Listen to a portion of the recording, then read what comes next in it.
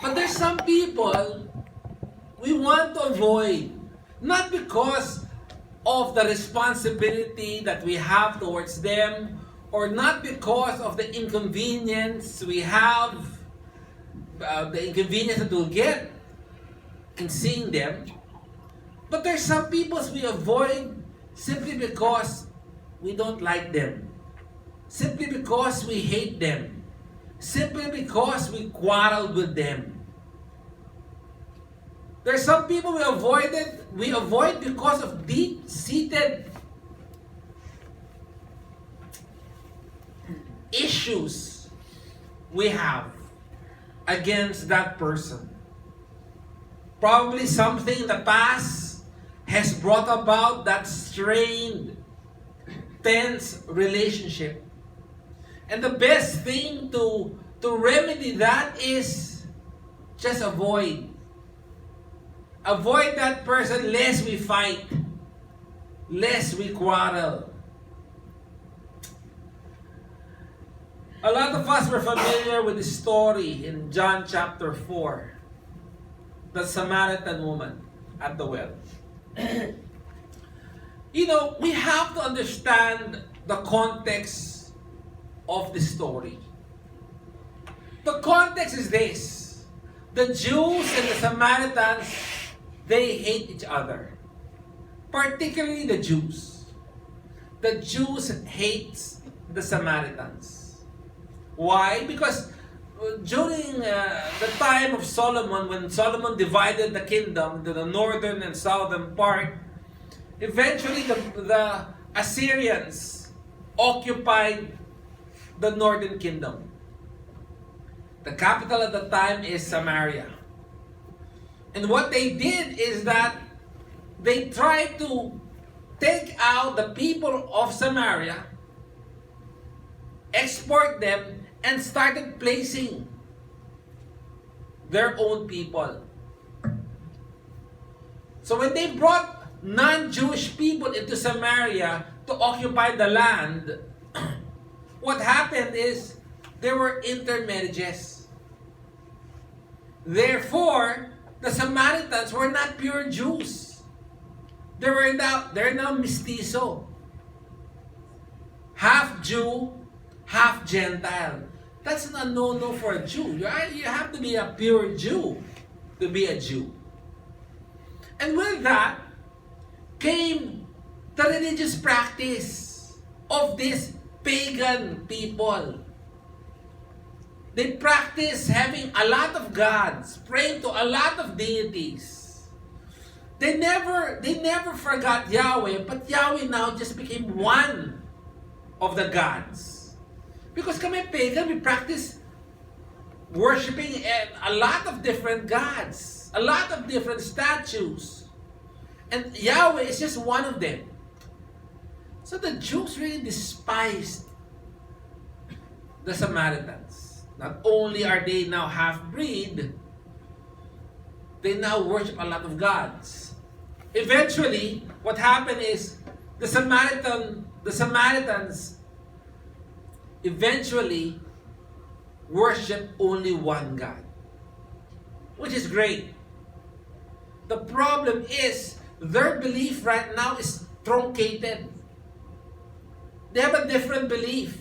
Yes, we believe in Yahweh, but we will only recognize Genesis, Exodus, Leviticus, Numbers, Deuteronomy. That alone. Others, we don't consider that part of the Bible. So the Jews are really upset. In fact, when the Jews was about to build the temple again after the Babylonians occupied the southern kingdom and destroyed the temple, when the Jews was about to build the temple, the Samaritans offered for help. Oh, we'll help you build. The Jew says, no thanks. We don't need your help. We can do without. And the Samaritans said, you know what?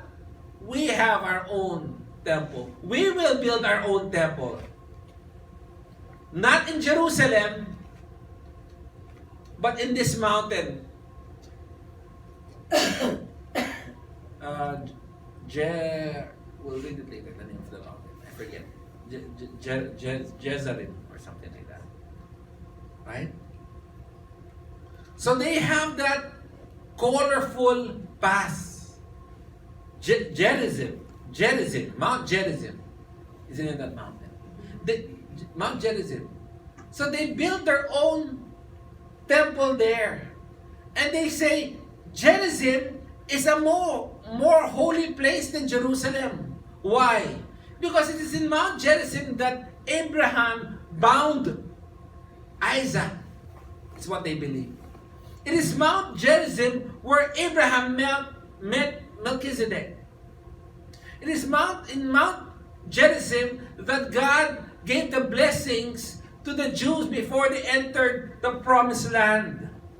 So this place is a holier place, and this is where we'll worship. In fact, when one of the kings of Israel came to power, what he did is he destroyed the temple. So the Samaritans is also angry with the Jews because their holy place, they destroyed it. Eventually, when the Jews tried to help build the temple, they ensured that the temple was facing Jerusalem. So the animosity is really deep. The Jews, when they pray, one of their prayers is this: Lord, in the resurrection, please exclude the Samaritan. In the rapture, don't include them. We don't like them. And they're part of Israel eh. And diba sometimes your animosity with a relative is deeper than your animosity with a friend. Kung mag-away ang magkapatid, grabe, magkaaway talaga. It's deeper. The wounds are deeper. And same is here. And if a Samaritan wants to be part of Judaism, he has to renounce certain practices. So that is the context of this. The Jews really, and they had fights. They had clashes. Physical tussles, some leading to death.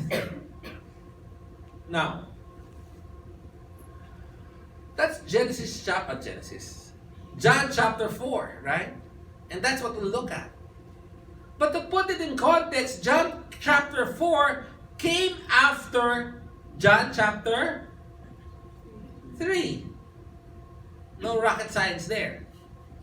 And in John chapter 3, we know that story. It's one of the most popular chapters in the book of John. Nicodemus, right? A man, a ruler, a Jew, a theologian, respected, learned, powerful. He was the teacher of the Jew. He was a Sanhedrin, if I remember right. That's 10%. They're like the senators at that time. He was a teacher of Israel. He was very respected. And there we know the story. And the most popular verse, I think, in the whole Bible is found in John chapter 3, which is John chapter 3:16. For God so loved the world. The highlight of any Bible, probably most highlighted verse. Even non-believers would know that. The famous football player, Tim Tebow. Right? He has a verse in John 3:16. And people Googled it. What does John 3:16 means, right? Very popular. For God so loved the world. Now to the Jews that's listened to this, they said, yes. God so loved the world that He gave His only begotten Son. But the thing here is this: for a Jew, the world does not include the Samaritans. For God so loved the world, but they cannot put the Samaritans part of that world.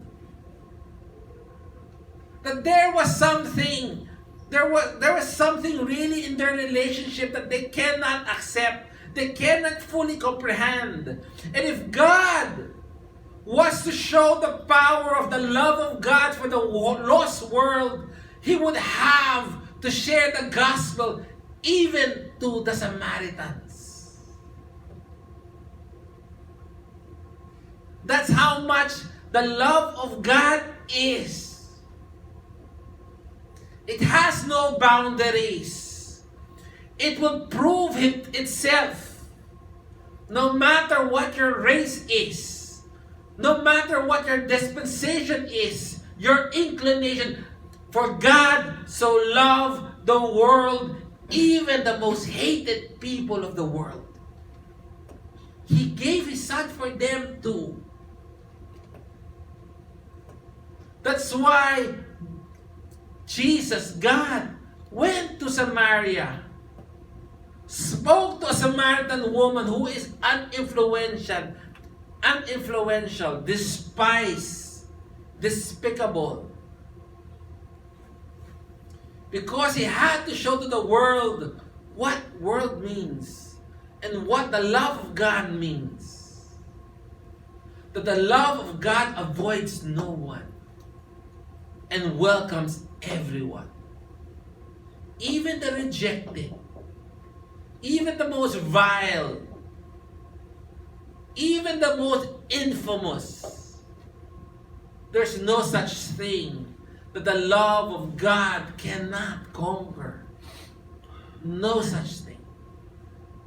That's why John chapter 4 goes on in verse 1. Therefore, when the Lord knew that the Pharisee heard that Jesus made and baptized more disciples than John, though Jesus himself did not baptize but the disciples, he left Judea and departed again to Galilee. Verse 4.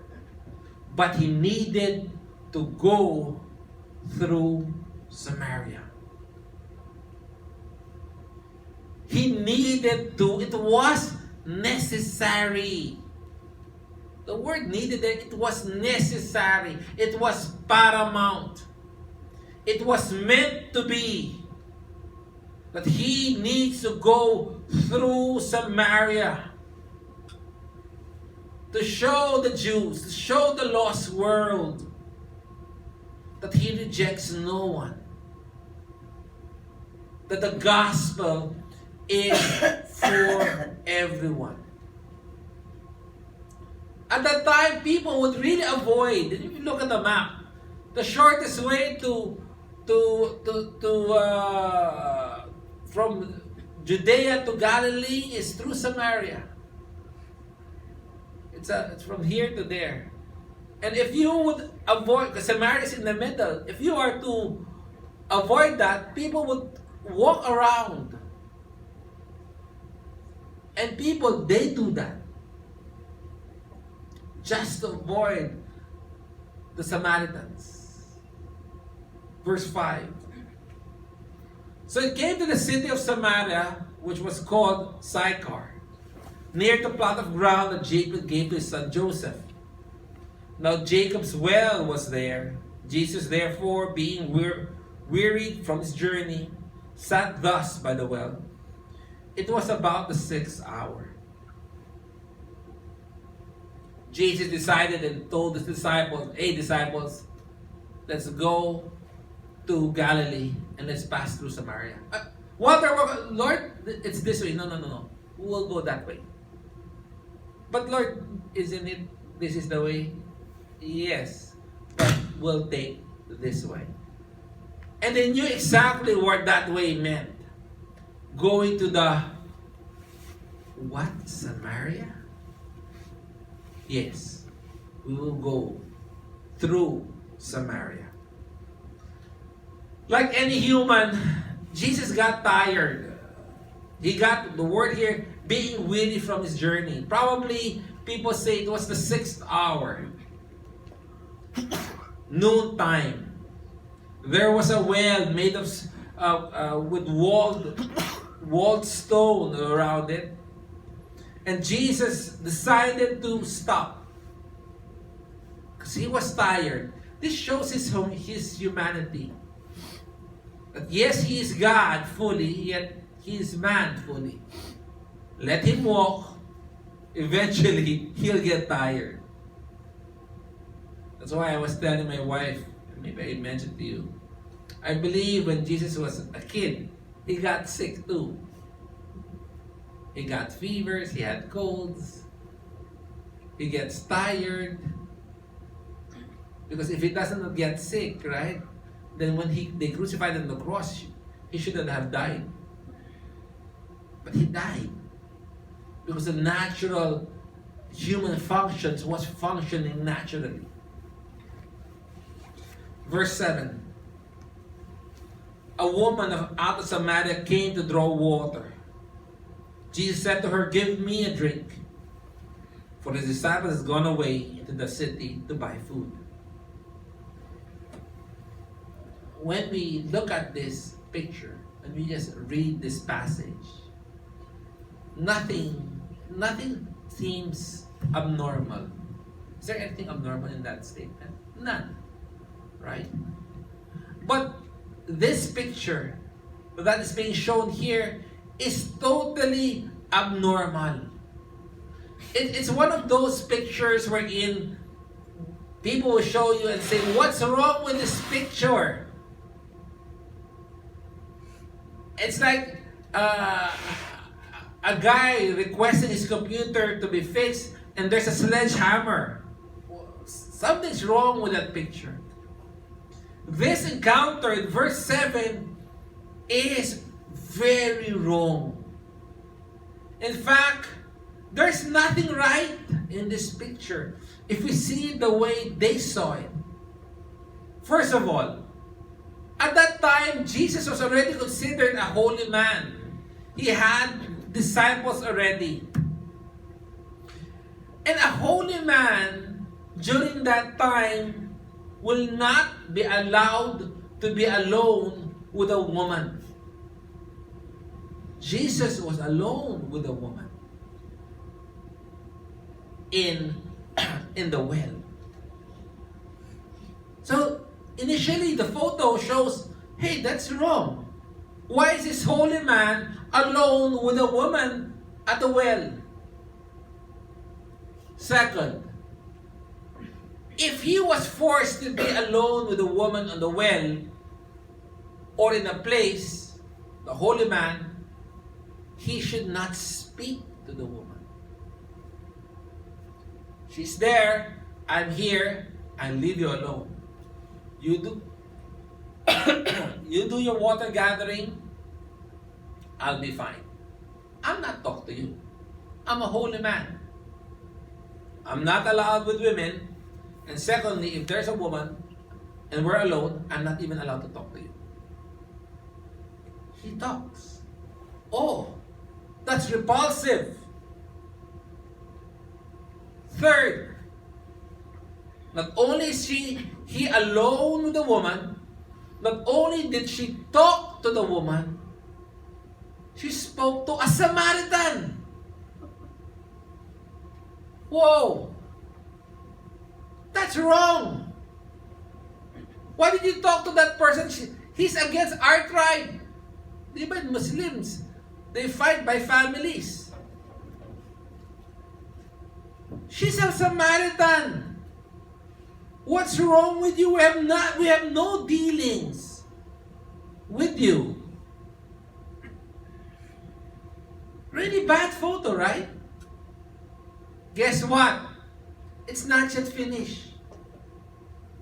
That woman whom you spoke to, that woman whom you're not supposed to be alone with, that you're not supposed to speak with, is a Samaritan. Not only that, of extreme bad character. Women that draws water normally draw water at the early day or late at night when it's cool. They don't draw, and they move in batch. Barkada ba? A group when they go out.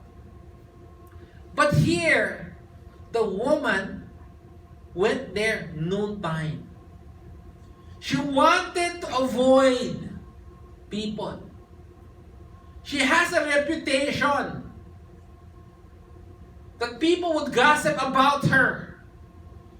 And to avoid these murmurs and gossips and slanderings among the women, she decides to draw her water noontime where nobody's there. Such bad character that you deal with. A Samaritan, a woman, and a whore.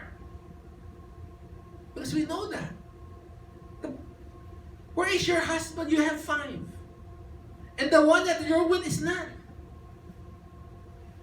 Oh, the picture is appalling. It's a bad story. It's unfolding in a bad way. Next.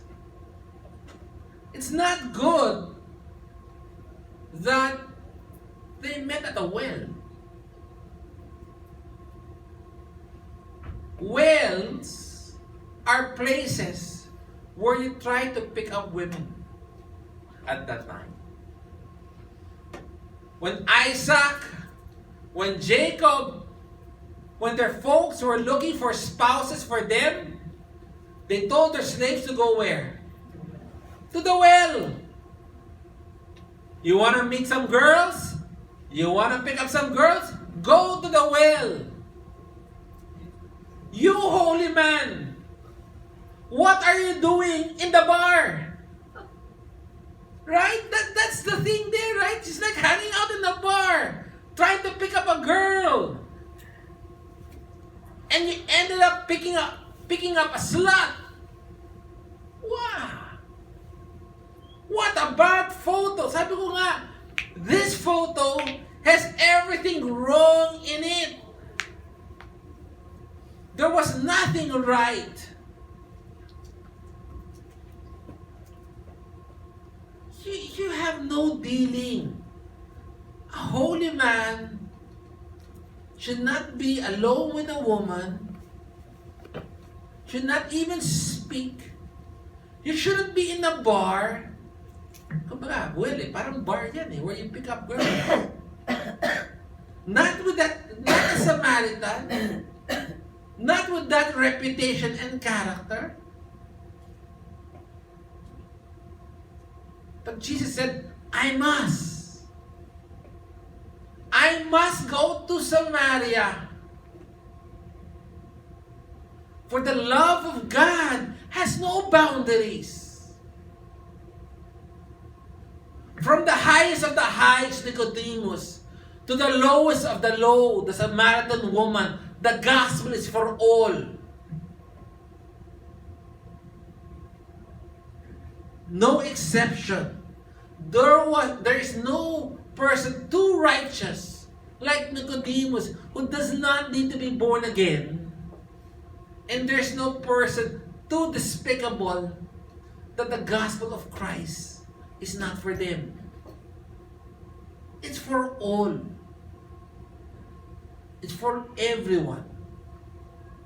That's why in verse 9, by the way, do you get the picture that I'm trying to picture here?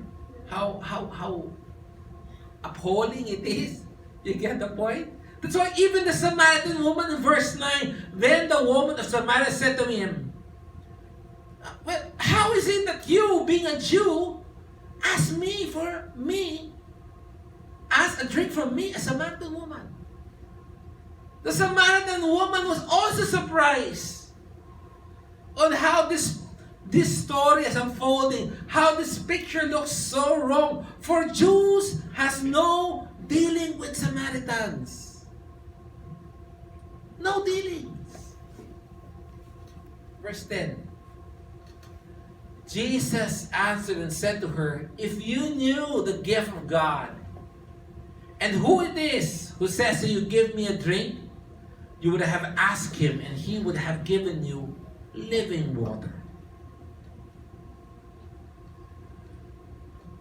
Jesus took the response of the woman as a segue to bring up the conversation to a spiritual discussion. And basically what Jesus is saying is this: the problem is this, you don't know who you're talking to. You don't know that I am the gift of God. Instead of wondering why is a Jew asking a Samaritan woman for water, if you knew that I was the gift of God, you would ask for living water. Living water. That term living water is contrasted with stained water, water from a pond, or water from a cistern. Living water is water that's flowing. In some cases, it has the connotation of the Holy Spirit. Like the discussion of Jesus and Nicodemus, you need to be born again. Nicodemus did not get it. He said, how can a man be so old, enter into his mother's womb? Right? Manapi, can you go back to your mother's womb? That was the question of the whole. How can I go back? In fact, my mom is dead. Right? And here he did not. The Samaritan woman did not get it. The problem is this. The Samaritan kasi, they don't understand the Bible fully. They only had the Pentateuch. In Jeremiah it says, my people have two sins. They have forsaken me, the spring of living water, and have dug their own cisterns, broken cisterns that cannot hold water. In Zechariah it says, living water will flow out from Jerusalem. She was ignorant of that, because all they had was only the Pentateuch. So when Jesus said, you shouldn't ask me the living water, she did not get it. In fact, in verse 11, he said, the woman said to him, Sir, you have nothing to draw with. Nothing. And the well is deep. Where then do you get the living water? Sir, I don't see you having a bucket.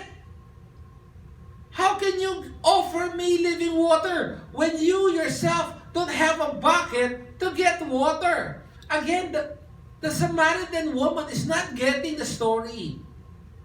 She was thinking of the living water to be just literal water.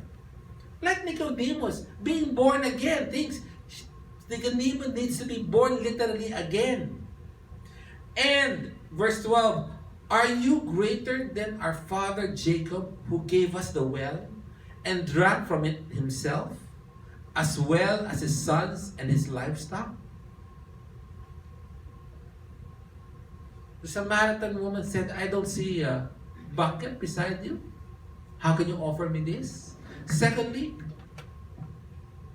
are you greater than Jacob, who gave us this well? You have another well and you're better than Jacob? During that time, the Jews have deep reverence towards Abraham, Isaac, and Jacob. And when the Samaritan woman asked, are you greater than Jacob? The implied answer is no. You can't be greater than Jacob, the one who gave us this well. And if Jacob needed to dig to get this well, I don't see any bucket with you. I don't see any shovel with you. How can you offer me another source of water? You can't be greater than Jacob. Therefore, You're a charlatan. You're a fake. What you're saying is not true. What you're saying makes no sense. Verse 13. Jesus answered and said to her, whoever drinks of this water will thirst again. But whoever drinks of the water that I shall give him will never thirst. But the water that I shall give him will become in him a fountain of water springing up into everlasting life. Jesus clarifies. He's a Madhavan woman. The water that you're talking about will make you thirsty again. Even if that water came from Jacob. If you're a human being, trust me, you will get thirsty again. As long as you live, you will experience thirst. It could be quenched when you drink of water, but that will be just temporary. You will always have a thirst. And what's true in the physical realm is also true in the spiritual realm. Man will always be thirsty spiritually. But the problem is, man will always try to quench that thirst with fame, with power, with popularity, with success, with friends, with relationships, with social status, with social standings. People try to quench that thirst. Psalm tells us that God has placed eternity in our hearts. There will always be a thirst in us. Di ba sabi? God has placed, what did Voltaire say?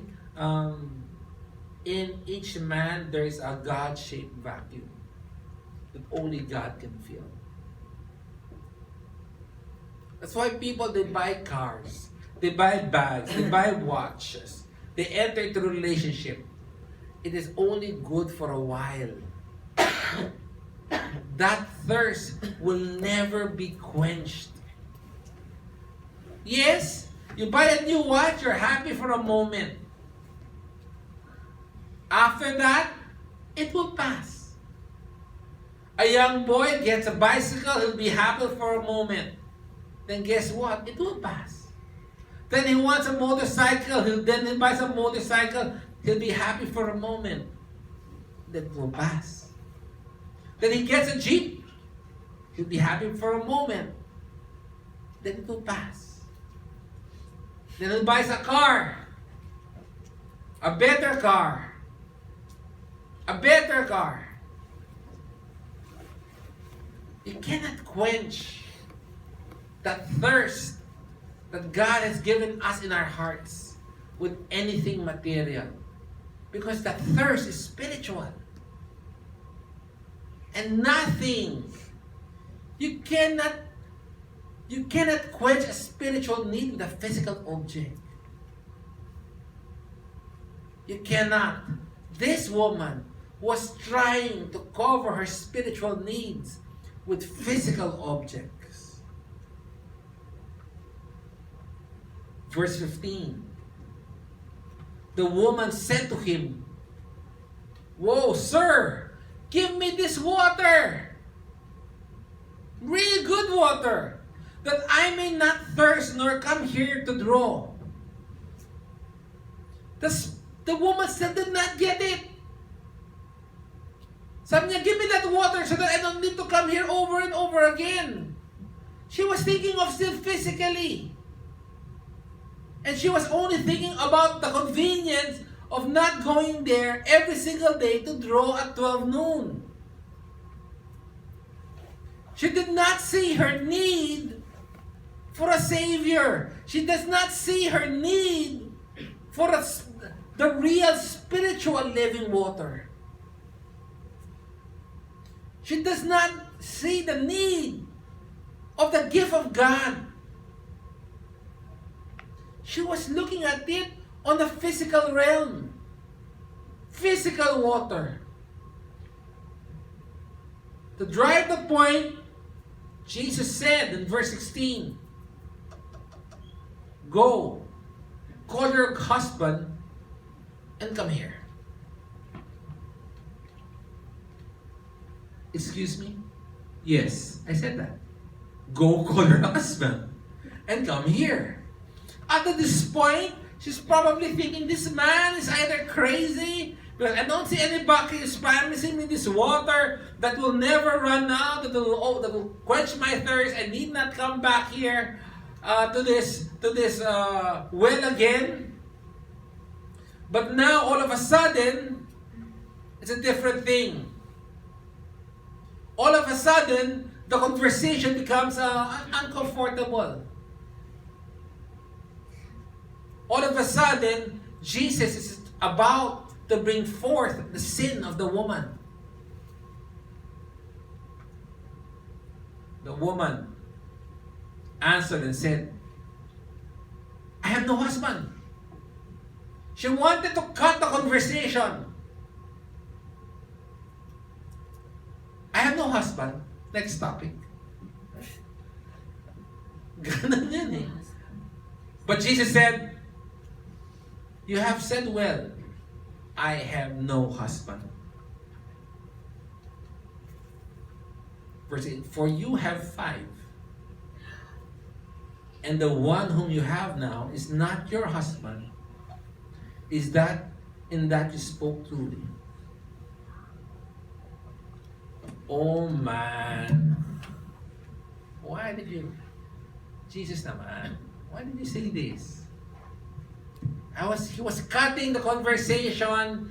She doesn't want to go that direction, but Jesus said, no. Let's discuss this. Even among the Jewish law, you are allowed to marry up to 3 times. Even if your husband keeps on dying, up to 3 pa rin. I remember my mom had a friend. She's into her 3rd or 4th marriage, right? 3rd marriage. The previous all died. Really?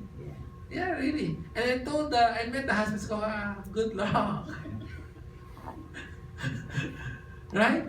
But Jews, you're allowed until 3. Even if the cause of remarriage is death. 3. She had 5. What is it saying? "And the one that you have now is not your husband. You are a sinner fornicator." Jesus was confronting the Samaritan woman with her sin and the need of a husband. The need for that relationship is the need for the living water. She was trying to quench that need that God has placed inside of her with relationships, thinking that this relationship will work. Eventually it does not, then this relationship will work. Then this relationship would work. Then this relationship would work. It will never work. Because it's not with a relationship with man that you need. It's a relationship with God that you need. You need the living water in you. Unless you have a genuine relationship with the living water, you will always thirst. Proof. Your love life is a wreck. 5. Hindi ka nakontento. 5. And you still don't get the point.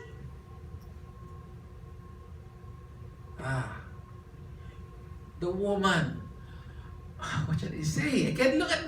Avoid, don't look at him in the eye. Run from the well.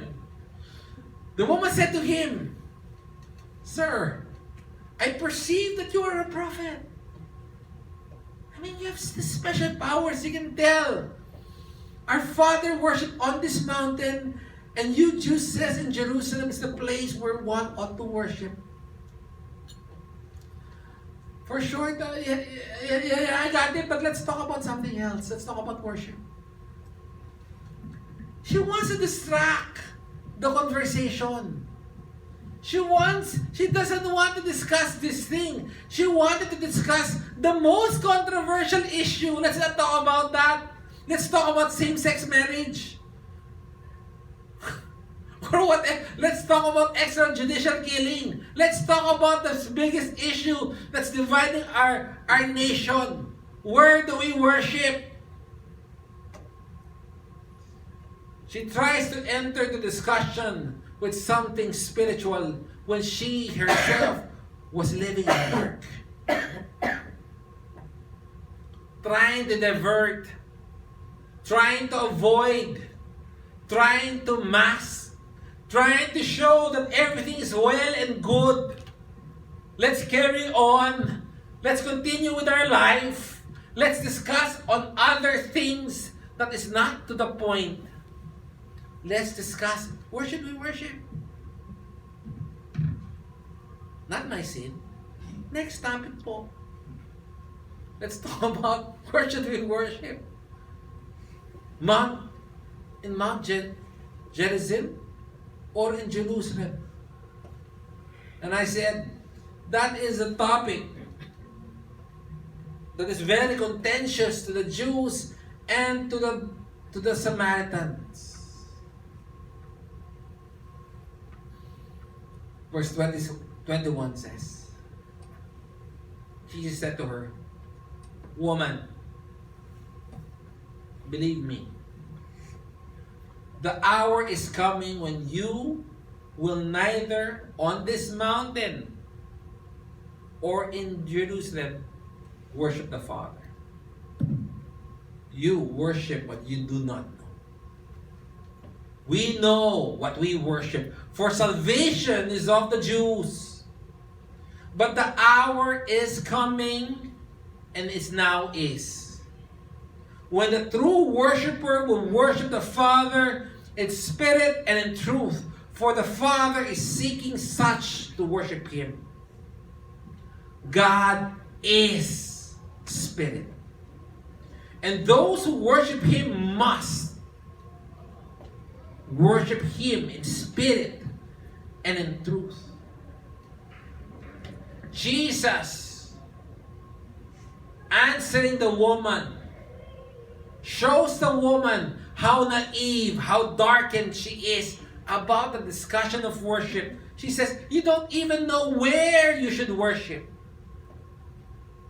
You don't even know who you worship. And you don't even know how you should worship. Jesus said, a time will come when it's not important if it's in Mount Gerizim or in Jerusalem. Location has no significance. You don't know what you're talking about. Where has no significance. There will be no such thing as a holy place.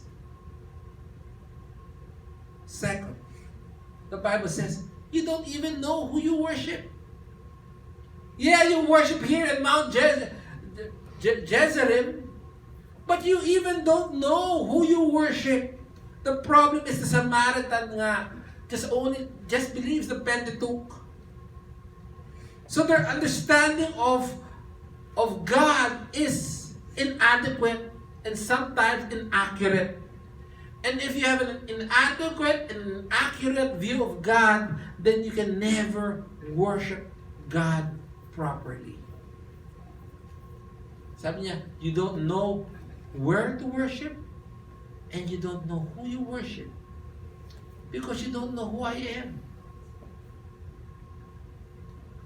No matter how ceremonially elaborate your worship, no matter how much emotionally charged. No matter how eloquent the speaker is, if it's not with a proper understanding of who God is, who Yahweh is, then it falls short. You don't know who you worship.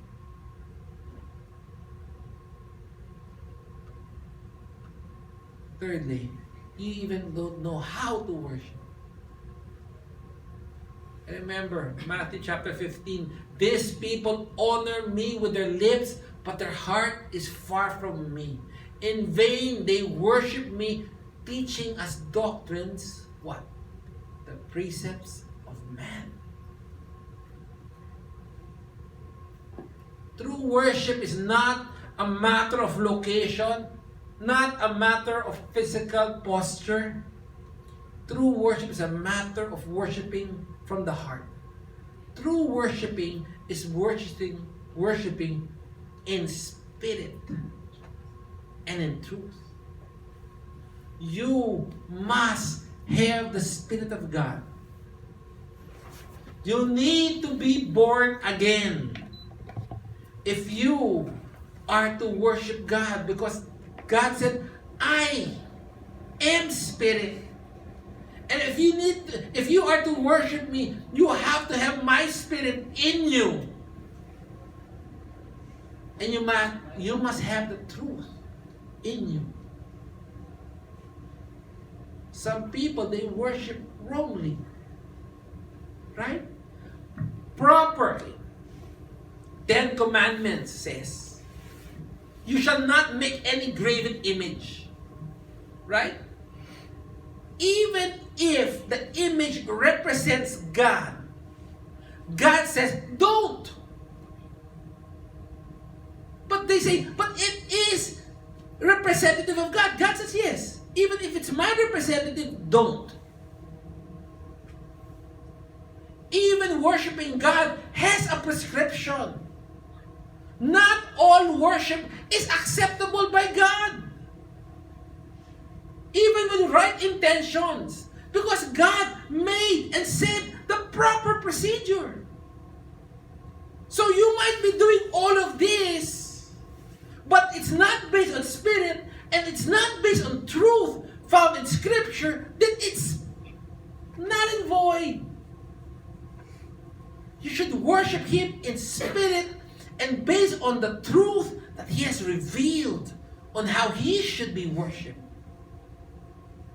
Not based on our thinking, our sentiments. That's why He said, you must worship me in spirit. It's a must. An unbeliever can never worship God. They might attend a worship service, but they cannot.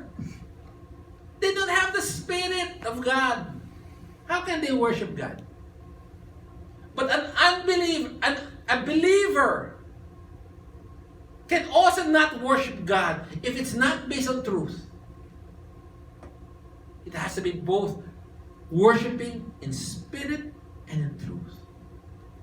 The Samaritan woman could not accept the statement of Jesus. And she said in verse 25, the woman said to him, I know the Messiah is coming, who is called Christ. When He comes, He will tell us all things. Yeah, I hear what you're saying, but you're not the Messiah. You're not authoritative. Why do you come here trying to tell me that Mount sorry, I can't. Oh, the mountain. Why this mountain is not the place? Why are you telling me now that all my worship was in vain? That I have to have this. Clearly, she does not have the Spirit. That I have to have the Spirit. That it has to be based on truth. No. That's your opinion. I remember attending a Bible class before. I keep on telling this to my wife. It's a funny story.